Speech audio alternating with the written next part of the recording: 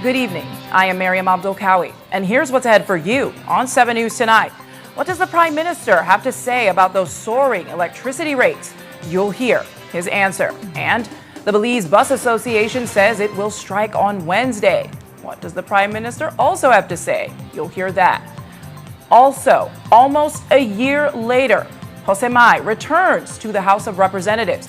He said he's still not 100%. Plus, what's the true cost of going back to school for a minimum wage earning family?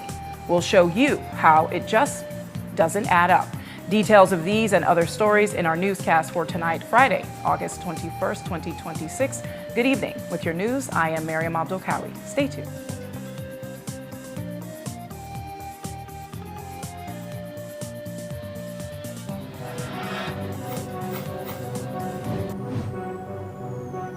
Belize, you're watching the Nation Station, Channel 7.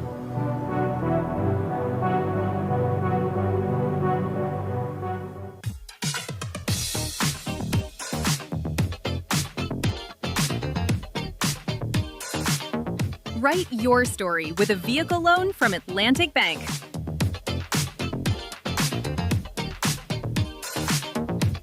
Enjoy competitive interest rates, attractive repayment terms.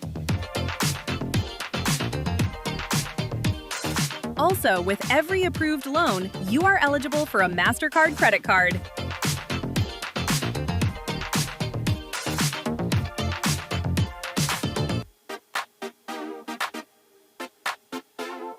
To learn more, visit your nearest Atlantic Bank branch or scan the QR code to apply today, because every journey deserves the right start. Atlantic Bank, building the future together.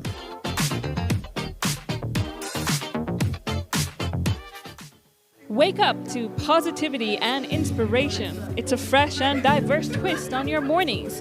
Tune in to Sun Up on 7 every weekday morning at 6:30 a.m. right here on your Nation Station, Channel 7. It's the morning show you don't want to miss.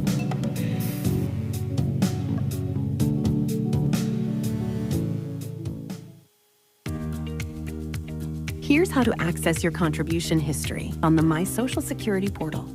First, go to your browser and type ssbportal.org.bz. Enter your email and password, then click Log In.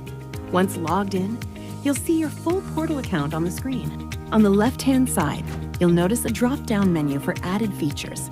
Click on History. Choose Contributions. Read the disclaimer, then click Continue. You'll now see a full window displaying your contribution history. In the table, each row represents a different year. For example, let's look at the year 2024. Click on the row and a detailed breakdown will appear. This breakdown includes your employer's name, your earnings for each month and week, contribution type, the amounts paid, and that's how you can explore the new contribution feature on the My Social Security portal.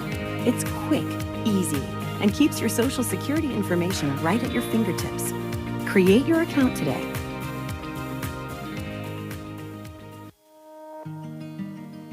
The roads of Belize connect us all. Riders, drivers, families, friends. Every day begins with a little routine and the confidence that life's journeys are protected. From school drop-off through the daily grind and everything in between, each with different roads ahead, yet one common goal: to arrive safely. Atlantic Insurance stands with Belize's riders and motorists with affordable protection, support, and peace of mind for the journey ahead. For the roads we share and the lives we protect, Atlantic Insurance is by your side, ensuring you from life's unexpected. Atlantic Insurance, ensuring you from life's unexpected. If you're tired of the baking in your house with the only cook go wawa fan and finally realize that the time to get yourself a good, durable, reliable fan, contact Maya's panel website or social media. Maya's going to hook you up with one of their 18-inch heavy-duty tripod fan where might could even change your life as they keep you cool in this hot Belizean weather. Yes, man, because the 18-inch heavy-duty tripod fan from Myers not just could blow your lip back way, they might could blow away your mind if you say blow away the toxic konomono out of your life and the bad vibes out of your house. Order your 18-inch heavy-duty tripod fan from Myers website or on their social media, and Myers going to ship out your fan anywhere countrywide ASAP. Not believe me? Visit myerselectronics.bz right now to order your fan today.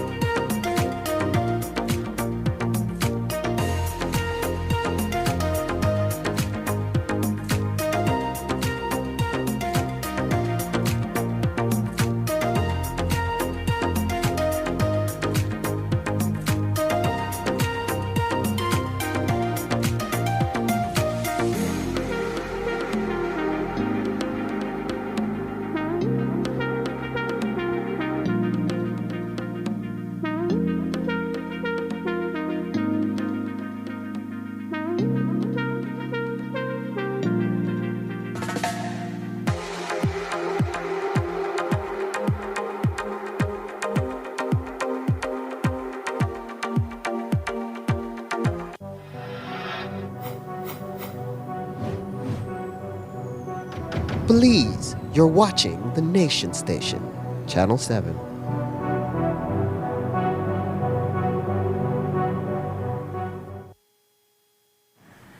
We begin our newscast with one of our top stories tonight, where over the past 2 days, consumers have been venting on Facebook about the sharp spikes in their electricity bills. Some reported seeing their bills even triple.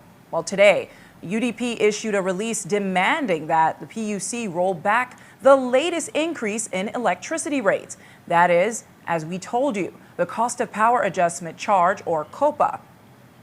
In the release, they state that the cost of living is already high and Belizeans are struggling and cannot afford an increase in their bills. Aside from the rollback, they're also demanding that the government of Belize tell the public how the $40 million they have invested in the energy sector has benefited Belizeans and to address the growing complaints. Well, today, the media got a chance to ask the Prime Minister about the very high bills. He said he is concerned, but he doesn't believe the narrative that BEL is taking advantage of consumers. Here's more. Certainly something that we, certainly myself as a citizen and more importantly as a Prime Minister, I'm very concerned. I've already spoken to Minister Shabat. I've asked him to meet with the Executive Chairman, Ambassador Young, and the people of BL and PUC, and to be able to meet with the media hopefully early next week, by Monday, Tuesday, to discuss that. And so it is something that we are particularly looking at right now. People believe that BEL is taking advantage of consumers. Is this something that you believe is true? No, it is not true. And the reality is that we are suffering 13 years of UDP neglect. For 13 years, the UDP did nothing to invest in BEL, to invest in infrastructure, invest in its transition line, to invest in more production of electricity. And I know some will say, well, it's not government, but government was interfering and did not allow the process.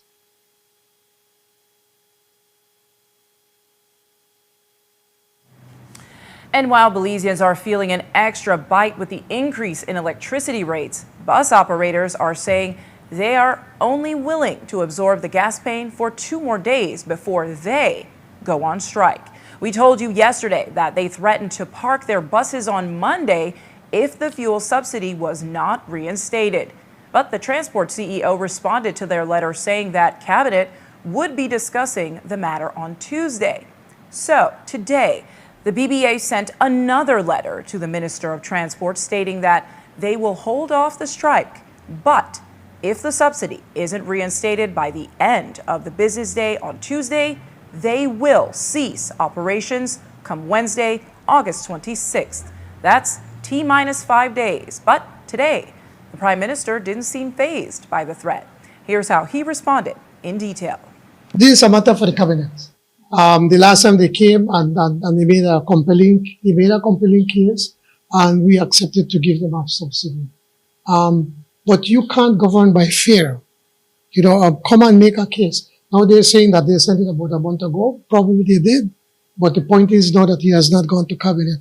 And we're going to take a look at it. If we can, we will give them. And if we can't, we'll explain to them, I'm sorry, we can't do it at this moment. And it's up to them if they want to strike. Again, like I tell everybody, it is your right guaranteed under the Constitution. And between the increase in electricity rates, the high cost of fuel, and possible bus service shutdown, and the everyday affordability crisis, it's getting harder for Belizeans to get by with the basics. The cost of living is a heavy burden on the backs of everyday people, but it's heaviest on those who can least afford it. The Prime Minister says he understands, but there's not much else the government can do. Of course, I'm very concerned about affordability. Everybody's very, very concerned.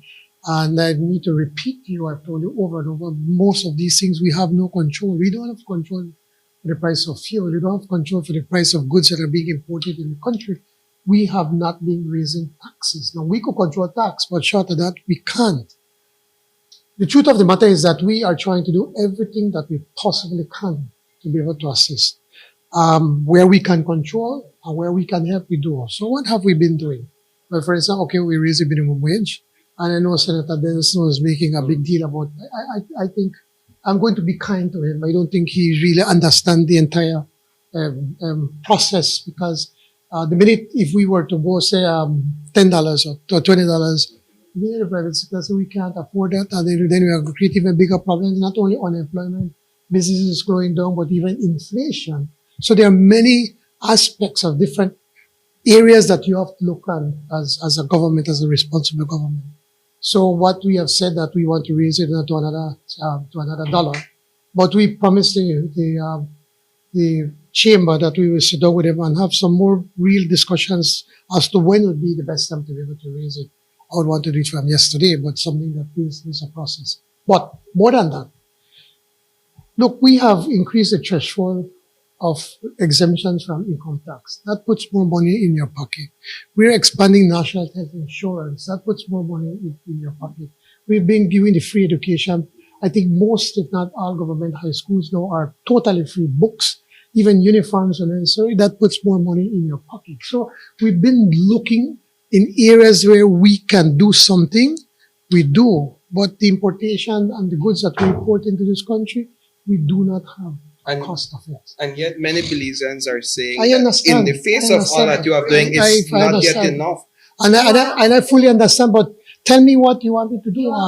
Stores owned by the government. Yes, we are working on the idea of trying to come up with community stores. I'm glad you reminded me, because right now we are trying to put the project together. You see, you don't want to do something then that 2 years later, 3 years later, it becomes a drain on government finances. So we want to do it in such a way where probably we just put like a 5% markup on these things.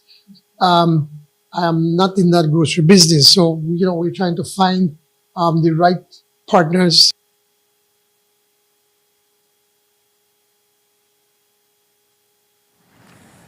And we were able to speak to the Prime Minister outside of the House meeting while the Semi-Autonomous Revenue Authority bill was being debated. As we told you, the PSU president sounded the alarm on Tuesday. Then, last night, they issued a release rejecting the passage of the bill through the House and called on the members at the Belize Tax Service to ready themselves for whatever action may follow.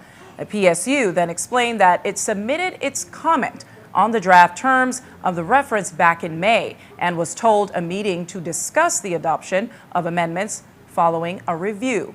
But up to now, they say that meeting has still not happened. The release continues to detail a timeline once set by the government of Belize that was not followed. And after months of silence, the PSU collated that everything the staff raised to them and turned a comprehensive submission over to the FinSec and the Director General on August 10th. Then, the Finance and Economic Development Committee met in Belmopan on Wednesday, August 12th, to consider the bill. PSU says that, to their understanding, neither FinSec or the Director General presented the PSU's comments to the committee. The union says they followed every process and stuck to the deadline, that is, but their comments were still disregarded. Today, the Prime Minister said that they lost out because they were a no-show at the committee meeting. Here's more. I have great respect for the Public Service Union as a whole, but we need to understand something. We need to make something very clear. Government sets policy. The union look after its membership. And when I go in the House, I will be able to spell out exactly what all we have done to keep the unions in place. The president of the union was a part of the team that reviewed this every step of the way, all the way into June and July. And then I have it on record that they were asked to submit what changes they want to do. They put in none. And they did not. Wait, let me finish, please. Wait, before you jump. I'm talking about in June, and they should have put in something by July, and they did not. They bought mid-July, and then we extended it some more, and they still did not put anything to the committee that was working on it. The chamber did, and the only changes the chamber was recommending was a change to ensure that the employees at the tax service right now are going to be protected. That those that stay in government can stay in the government, and those that leave and go to work at the semi-autonomous revenue authority at SARA will be able to have the same. They will be able to work under the same conditions as they were working when they were in the government. And we made the necessary amendments in the legislation to ensure that can happen. I am told now that they did, but they did not go to the House Committee. It is their responsibility, once it goes to House Committee, for them to show up and to say, these are my concerns. And they never did. We still hope we can work with them. We want to work with them, but this is something that needs to get done to be able to have more effectiveness and efficiencies in the tax service.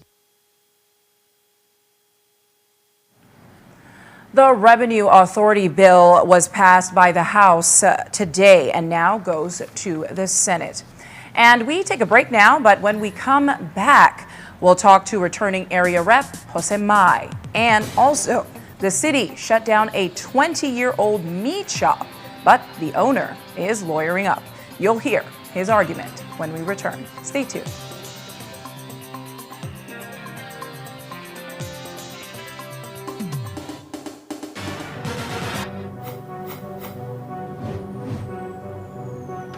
Please, you're watching the Nation Station, Channel 7.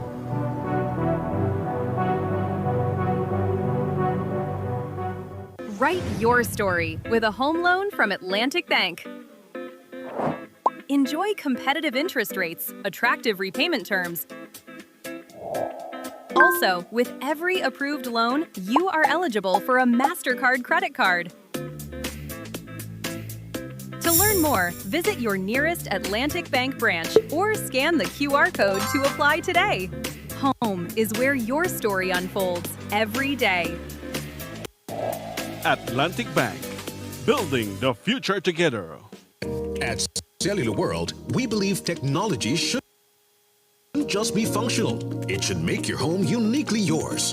Design your smart home with the full range of Samsung appliances and TVs. Equip your kitchen with smart and stylish fridges, advanced microwaves, and whisper-quiet dishwashers, bringing smart living to the heart of your home.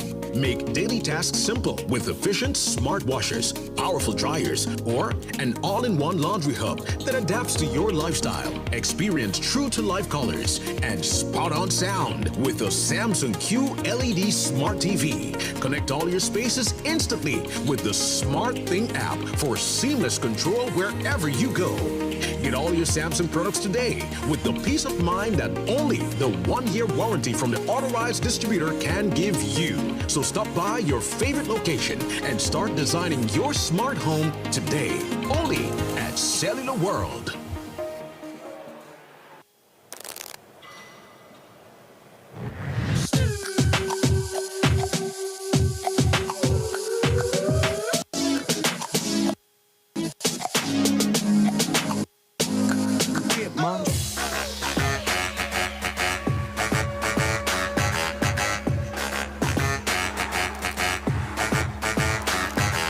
Drop it like it's hot.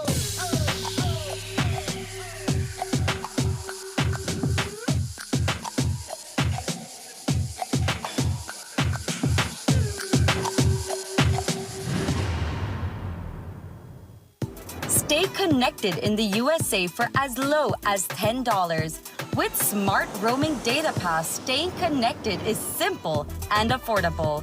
Get the data you need starting at 1,000 megabytes to stay connected to larger plans that keep you online while you travel across the USA.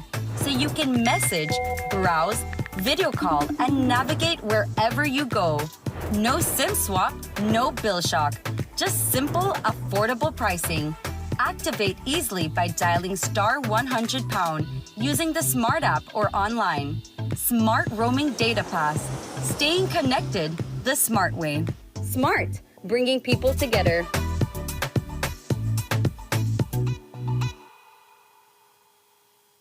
The world is watching. The stakes are high. And with an Atlantic Bank credit card, your moments start online. Bro, tickets just dropped. I have my credit card ready. So how many tickets, guys? I'll take two. 1, 2. I want 3.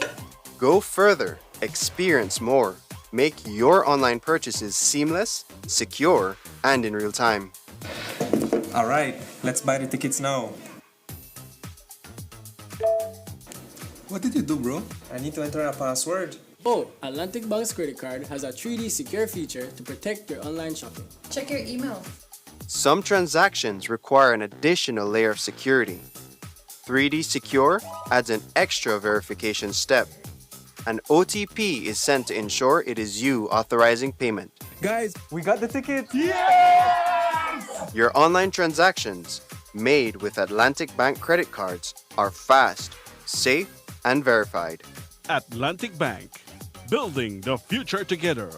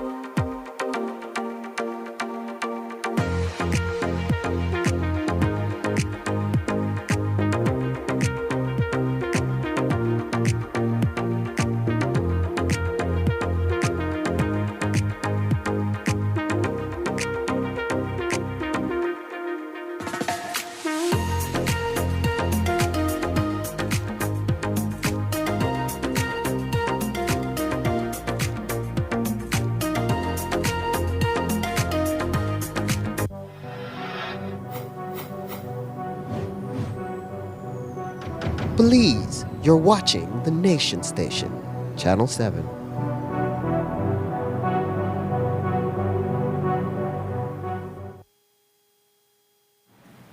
We continue our newscast with a story we shared with you last night, where we told you about the plight of the long-serving butchery Jun's Meat Shop that had its locks changed by the Belize City Council at the Michael Finnegan Market. This comes just days after the murder of their worker, Tyrell Robinson. Well, tonight, Jun's has gotten legal representation to say that if the Belize City Council does not allow the business to reopen, they will be sued and will be liable for losses and damage caused. Today, we spoke with their legal representative, O.J. Elrington, who says that the business was unlawfully evicted. Here's more. The Belize City Council, I would hope that they would have the knowledge that you cannot simply, if it is you want to evict somebody from a property and want to eject somebody from a property, not even the City Council has the power to simply go and eject somebody from a property, remove them, stop them from operating a business which they have operated for 20 years.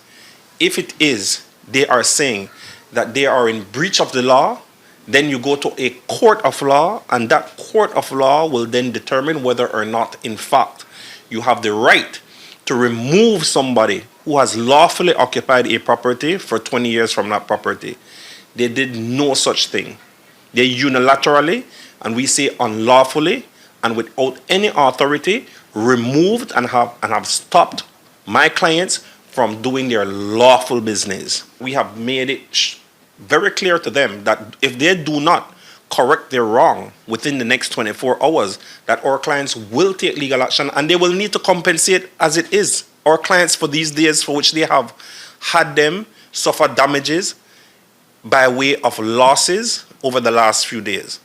As you would know, Saturday is one of the biggest days for anybody who operates at the market. So that is why we have said that this is imperatively important that they be restored to their position. Now, to answer your question directly as to whether or not it is personal, it is my instructions from them. They don't know why, but they have said that they have experienced tremendous difficulty with dealing with the current or new, I don't know what is the title, market manager. I believe that is the title that the young man holds, but that they have experienced tremendous difficulty in dealing with him. So much so that they have not been provided with their lease agreement, despite them having requested it over and over again, as well as a number of other discrepancies which they have described in dealing with him. In this case, the defendants, my clients, said that they would make monthly payment, they would make a sequence of payments, and the Belize City Council promised that they would ensure that my clients are able to continue their lawful business so long as it is they comply with this payment plan. They have complied with the payment plan. The City Council has illegally acted in now preventing them from going about their lawful business. I saw a good friend of mine, good gentleman, who is an agent of the Belize City Council, and very boldly say that somehow the council has the authority to take these actions. The council has no such authority to do so. I think that this is a very simple matter. It's not a complex legal issue. Again, like where I began, I think every Belizean knows. In fact, Belizeans complain about it. Landlords complain about it all the time. Well, if you have to go about the process of evicting somebody, it is a process. It is not overnight.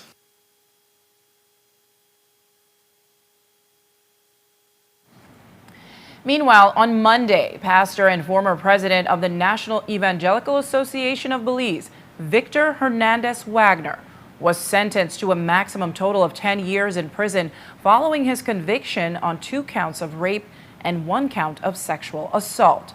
Justice Moore ordered the sentences for all 3 counts to run concurrently. And today, NIA issued a release acknowledging the conviction of its past president, saying, quote, "It is important always that victims are placed as the top priority in situations like these, and encourage the body of Christ to pray for the victim who bravely told her story. We continue to offer prayers and support for her as she heals from this traumatic incident. The offense was unacceptable as well as criminal. The 67-year-old Hernandez, who recently suffered a stroke, will be eligible for parole in 5 years. Meanwhile, Orange Walk South area Rep. Jose Mai made his return to the House of Representatives today, where he had not been seen in almost a year. He spoke about what it has been a long and difficult recovery and how challenging it's been for him regaining full movement after a knee replacement surgery. Here's more. I've had a surgery on my shoulder, just on a surgery on my knee, the knee replacement, complete knee replacement. That is the one that's giving me trouble right now, the knee replacement. I recall it had been stated that you had issues, certain discs on your spine. What about those? I have two herniated discs, and one the S1 that's desiccated. Actually, there's not much of a disc there anymore. And what the doctors had agreed, I think I've said it before, was that my posture wasn't helping me. I was because of my knee. So the doctors, they opted to do the knee surgery to balance the weight a little, correct your posture so you don't have the pressures on one side of the vertebrae.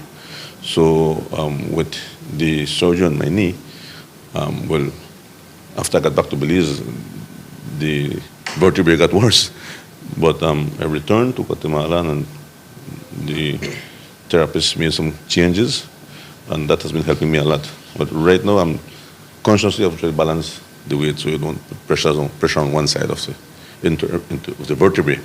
So that, surgery? But not at this moment. Not. Future? If it gets worse, yes. But I'm hoping it doesn't. And with the knee being to 90% recovery, the doctors believe that with proper therapy and changing your lifestyle, you can't do things you used to do before, right? It could be a while before you get surgery. But any bad movement or any heavy incident would just lead to pain and discomfort, which would eventually end up in surgery. You feel 80%, 90%? Right now, like 80%, I think. Right now, like 80%. At times, I have good days, I have bad days at times. So that's how it goes, I guess.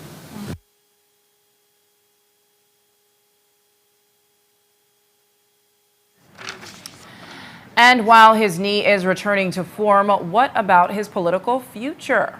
Will the Prime Minister be bringing Mai back to the cabinet? He told us today he isn't rushing to return to cabinet until he gets a green light from his doctor. Did the House of Representatives signal to the Prime Minister that you should be returned to cabinet? Well, there's two things. Parliamentarian and cabinet are two different things. We are elected to be parliamentarians. Return to cabinet is the Prime Minister's decision, right? Of course, I miss my job, but that doesn't mean that I don't participate in the Ministry of Agriculture activities and to guide them in whatever I can. That's my forte, that's my strength, that's what my knowledge and experience is in, and so I contribute as much as I can to the ministry and to the farming sector. Have you had a conversation with him, even a hypothetical one, about being reappointed?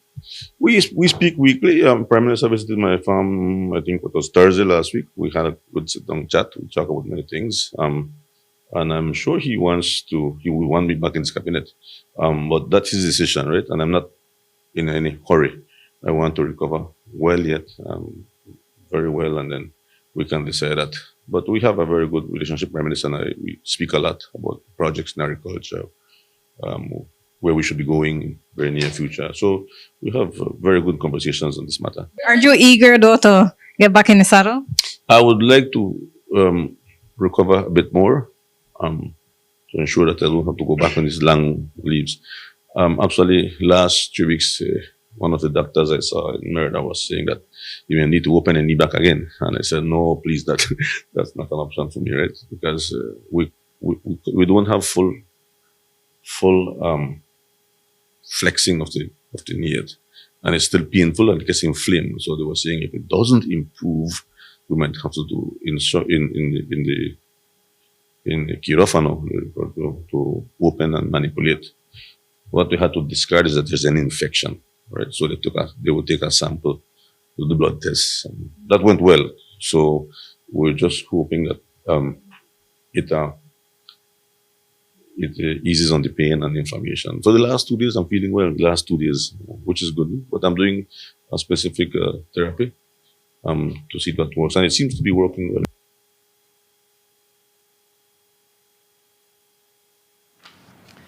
And since being relieved of his portfolio in November of 2025, has Mai still been enjoying the perks of a minister? We're talking about the ministerial salary, the vehicle, and the security detail. We asked him about those today. During your leave, we received reports that you still have the security detail and your government vehicle. Is this perks that are awarded to you as just an area rep? I don't know if it's perks. I only have one driver and a government assigned vehicle. And if you go to the records, you will see that that vehicle is the least that uses fuel. I don't subscribe to that. If you see me in Orange or anywhere else, you will see me in my private vehicle. I do not subscribe to abuse of government vehicle. And if I don't have to use the pump pan, I don't. I don't think anybody has seen me more than 3 times in a government vehicle in Orange town. And so I am conscious about that. I don't abuse it. And if I need my driver, I tell him to come home. We're going to Bulacan or Belize, like today. But very, very little use that vehicle. But by right, shouldn't it be returned? I'm not sure about that. I'm not sure that what's the process. Yeah, I'm not sure, to be honest. Cared to find out? No, I hadn't, because I do not use the vehicle much. But again, that is a decision, I think, from the Prime Minister. During your leave, your salary, has it remained at the 90,000 or has it gone down to the 38? It is the salary of the area representative. Which is? I don't know. I don't remember.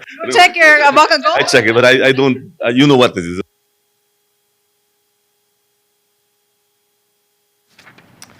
But although Mai has been out of the national spotlight, Belizeans haven't forgotten that he has been rumored to have possibly played some role in the kidnapping of Joseph Budna. It's out there on the Whisper network, but Mai says it doesn't really bother him. Here's his response. Does it bother you that there are these rumblings still linking you to the kidnapping of Budna? Many other things bother me, not that one. And in the midst of reports involving Budna and Free Zone narco activity, there were reports that Mai's U.S. visa might have come up for review. We asked him about it today. Have you had any discussions with U.S. Embassy officials regarding your U.S. visa? No, ma'am, I have not. You still have your U.S. visa? Yes, so far I have my U.S. visa. You don't intend to travel there? I intend to travel. You want to accompany me? But above the whispers, there's real work in agriculture, and it's most pressing in the sugar industry. This past sugar crop had the lowest yield in 35 years, and we asked him about that and about whether he believes the northern cane industry is a monopoly controlled by ASR-BSI, which he pounced upon. This was the lowest production in 35 years, I think. I think 828,000 tons. Is bad. And it will get a lot worse before it gets better. So, in my view and my advice to the Prime Minister and to everybody in the sector is that diversification has to occur. Sugarcane farmers, with all due respect, are the poorest right now in the agriculture sector. And so many things that has caused that to be.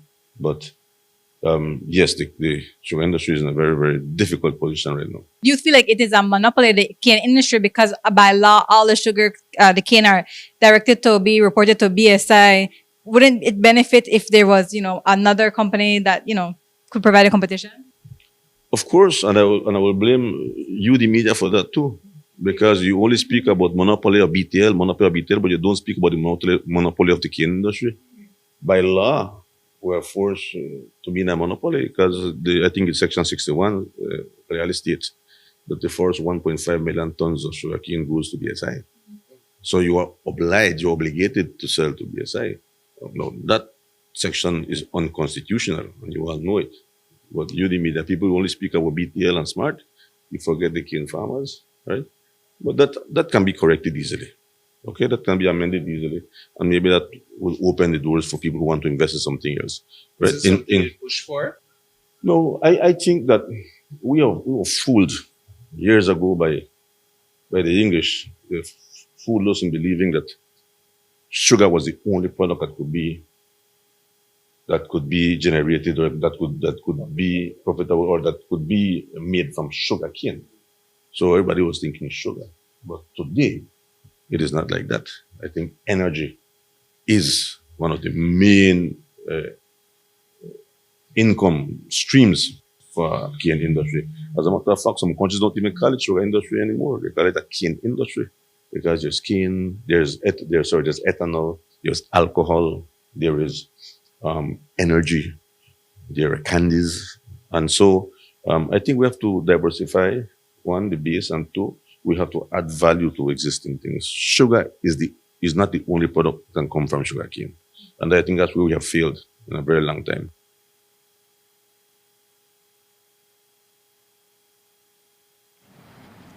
And now taking our attention to today's House meeting. The item on the orders of the day that surprised the opposition was a $100 million loan motion from the government of Taiwan.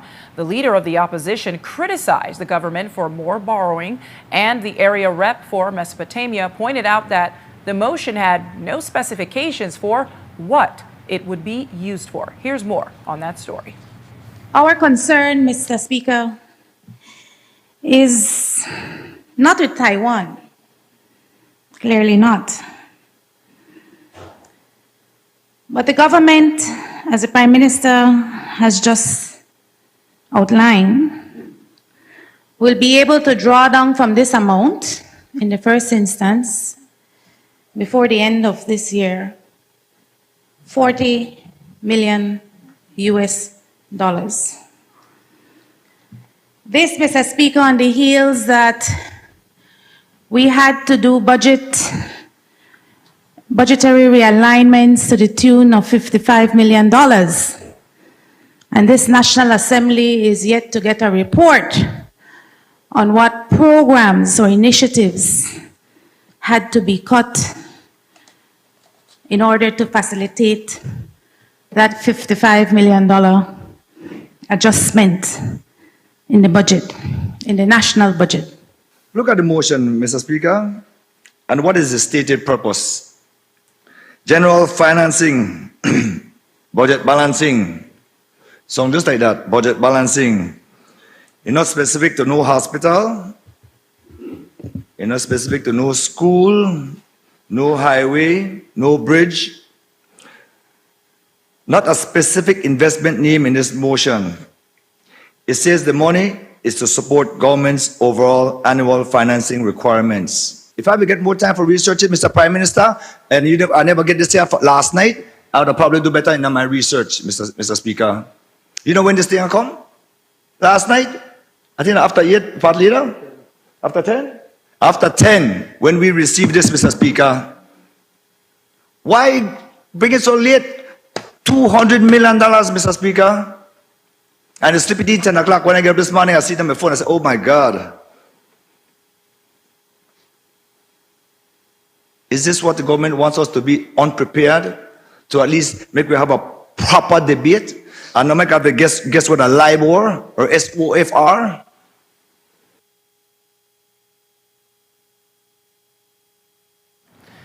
The Minister of Foreign Affairs then rose to clarify that this loan motion is nothing new. It's one that's negotiated every 5 years, and here's how he explained it in detail. Throughout those 36, 37 years, we have established a framework for economic cooperation, a bilateral economic framework for cooperation. And every government regardless of which party is in power, has over those 37 years negotiated a 5-year, generally on a 5-year, sometimes depending on the cycles, some governments are not in office for 5 years. The UDP had several, I think we had 3 elections in 7 years under the UDP. So generally 4 years, 5-year cooperation frameworks are negotiated. That is done on the respective governments. And that is what this is. Again, one framework agreement has expired. It came to an end last year, and government negotiated a new economic bilateral cooperation framework for the next, this one will go to 2029. That is what this is. There's no need to create some hysteria about what is going on. It's a standard framework based on our cooperation between our two countries, between Belize and our good faith partners in development, Taiwan.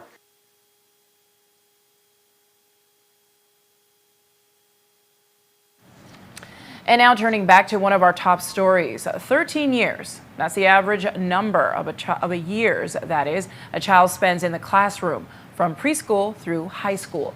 But every August, before that first bell rings, parents face another annual reality, finding the money to send their children back to school properly equipped. Our very own Jaleesa Roberts went shopping and found out what it would cost to purchase what's on your child's back to school list. We took a standard 5 list of back to school necessities, from books, pencils, and erasers to typing paper and even items like a gallon of Clorox, and went shopping. We didn't find everything on the list, but we found almost enough to put the bill at $224.05. And for a minimum wage earner, that number is viewed a little differently. At $5 an hour, a worker putting in a 45-hour week earns $225 before deductions, meaning this back-to-school shopping trip can consume virtually an entire week's gross income. For a single parent earning minimum wage, the question then becomes bigger than school supplies, because how much of that weekly paycheck can realistically be spent on getting one child ready for school, while still paying for food, rent, transportation, and the other necessities of life? But even deeper, on the streets, this is how the public feels. I think that the government needs to do something with the education, because everything is really high and poor people already punished. How about when it comes to buy uniform and books and all of that? Well, then we got a place on Mediterranean one shop now. Swamis, a little matter about everything. So better use to look around military, because the uniform that $37 on baby blouse at 20, military at 7. Back then I may leave it a lot, but right now, they work. You think you could afford, they got all of them kids and they send all of those kids to school now?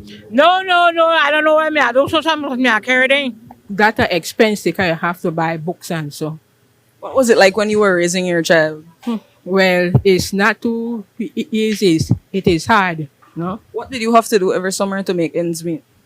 Have to sell my peanuts and pepitos. The cost for the education, it has went up a little, but then what is killing for some parents out here is the price of the items that we have to buy, like school uniform.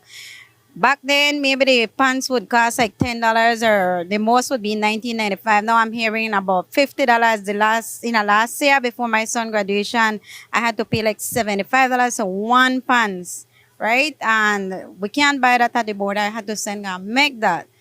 And then the next thing is that I have, like I said, I have 3 children. One has graduated already, and 2 are going to Sixth Farm. One is in UB and one at St. John's that just started, but it's expensive because now I have 2. And now imagine the people who might have more than that. And importantly, $225.05 is not the cost of sending a child back to school. It is only the cost of the basic items that we were able to find on our list, essentials the child needs to take into the classroom. It doesn't include school fees, uniforms, school shoes, transportation, lunch, or other expenses that come with the start of a new school year. That means for a minimum wage single parent, the true cost of getting one child ready for school is considerably higher than this shopping receipt suggests. But with back to school time here, this is not a luxury, this is a necessity. So how do families bridge that shortfall? Julie's Robert, 7 News. And stay tuned. After the break, we'll talk to a frequent flyer who was refused to land in Jamaica and sent back to Belize in the first available flight, all because she had a torn passport page. We spoke to this weary traveler at the airport. Stay tuned for this story and more.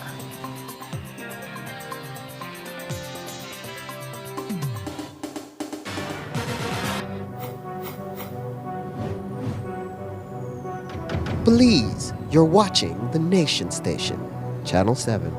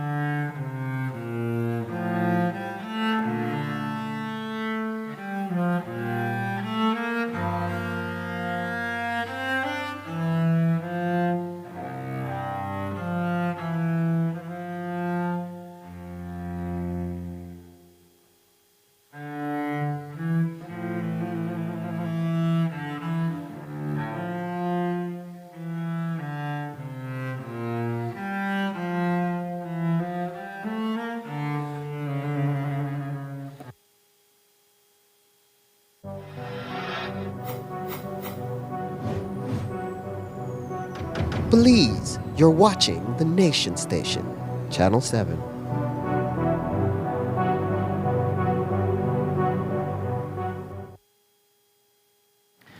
We continue our newscast with the electricity rates soaring. According to a Facebook poll on our 7 News page, 95% of respondents claim to have seen a big difference on their bills with the recent cost of power adjustment, while only 4% said they saw no difference. Well, today we asked the PUC Communications and Consumer Affairs Manager about the reports of excessive bill increases.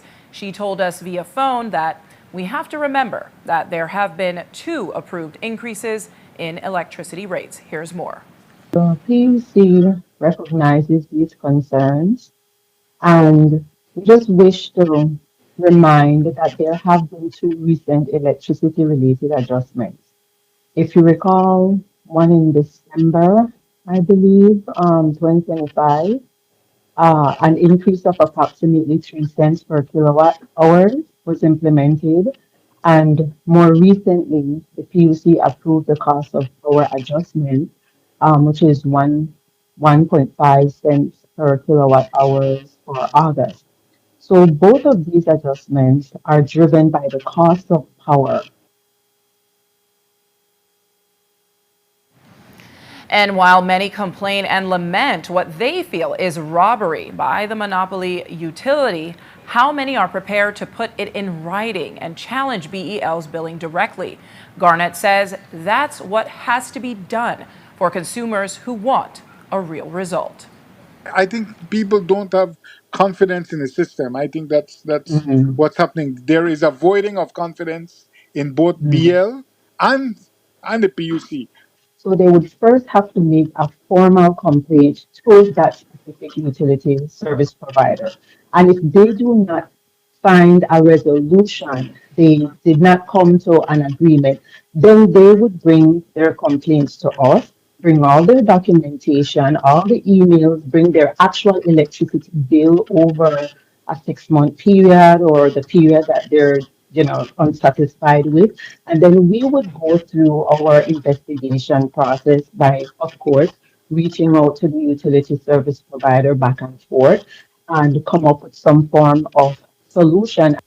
For those who prefer to send in emails, they can to info@puc.bz. On our website, we have our consumer affairs tab, and when you go on that tab, there's a complaints option, and once you select it, you submit what your complaint is, and it would be sent to the consumer affairs office, or you can visit us at the office, or I would take some of the complaints by calls as well, and we would be back and forth. But whatever it is, whatever platform you choose to share your concern, it has to be a formal process, which is a written complaint, right? So even if you just want to pick the phone up and call, you would still need to follow up with documentation and some form of written process for us to proceed. Again, that email is info@puc.bz. That is info@puc.bz. Meanwhile, this morning, the Social Security Board held a mixer to give the media a preview of some of the presentations that would take place at their SSB Connect event later this afternoon. The mixer created a space for exchange between SSB and journalists to ask questions and share concerns that the public may have about the institution and its operations. We asked Jerome Palma about some of the major misconceptions they find when it comes to the exchange of info and services between SSB and their contributors. Here's what he shared with us in detail. Well, some of the misconceptions are aligned with whether benefits are being paid. You know, we can start there for sure. Benefits are being paid. Substantial millions are being paid every year in terms of benefits. Some misconceptions are in respect to contributions, how contributions should be paid in, whether everybody is, contributing to the fund, how it should work and everything else. Obviously, there's always concerns of investments. What are we doing with investments, how it goes, the due process. We feel it's important not just to say that we're investing in this particular area, whether it be a bond, a debenture, equity, term deposit, but to highlight the due process. And that due process does include analysis, review of recommendation that comes from our investment committee that's independent of the board. They sign off by the board, the approval, public notification. And by law, the public notification are needed, but we also go beyond the law. We do it on our Facebook page, we send out on our website. So, we do our best to actually put the public out there. But after all of that is done, we still have the legal documentation to ensure the paperwork is done and critically monitoring. So we want to make sure we can highlight those. For the SSB Connect, we also want to dive a little deeper for some of the emerging things that we will do consultation on, things that will impact then the fund moving forward. And also to look a little beyond the numbers. We can show a surplus of 45 million, and that surplus is driven by different things. It's driven by contribution revenue increasing, driven by the impact of the benefits. We want to be able to go and look a little deeper there. So the SSB Connect affords us the opportunity to do that. So not just a surplus of 45, but how did we get there? What were changes that were made in this instance 5, 6, 7 years ago that we're seeing today, but then also to be dynamic. What are the changes that may need to take place and come in the next 3, 4, 5 years that will impact the fund moving forward? And while some of those presentations will discuss the level of growth SSB has seen within the past 5 years, they are also charting a way forward with investments. We asked Palma what they hope to achieve in the coming 5 years. He says they are keeping an eye on their pension payments. Well, from a fund perspective, I would say we're still in an accumulation phase. By that I mean that it is still expected that the contribution revenue will exceed the benefit outgo, at least within the next 3 to 5 years. That does not mean that we should then feel like, we're safe. It will reach a tipping point because what we are also seeing is a significant increase in the retirement benefit particularly. In 2025 alone, we saw an increase of about 8 million in just pension payments, which means that an additional 8 million that is not just going to be paid in 1 year, that will be paid moving forward for the rest of life for beneficiaries. Those are the streams that we are seeing. And if you really think about it, in 3 to 5 years, that would mean 8 million a year multiplied by 3, 4, 5, that turns into 35, 40 million very quickly of additional benefits that the Social Security Board will be paying out. We have to prepare for those. So the next 3 to 5 years is not just about making those payments, but recognizing them, preparing, and then moving beyond that. Because pension payments won't be for 3 to 5 years. In many instances, it might be 10, 15, 20, or even more.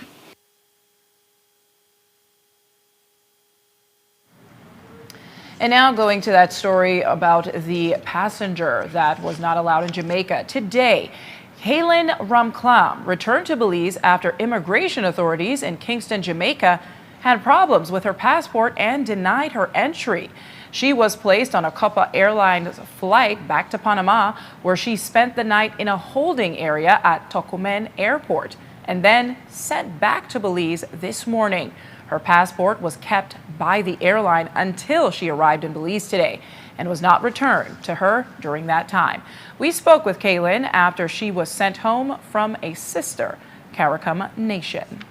Caitlin Ramklam returned to Belize today after being refused entry to Jamaica.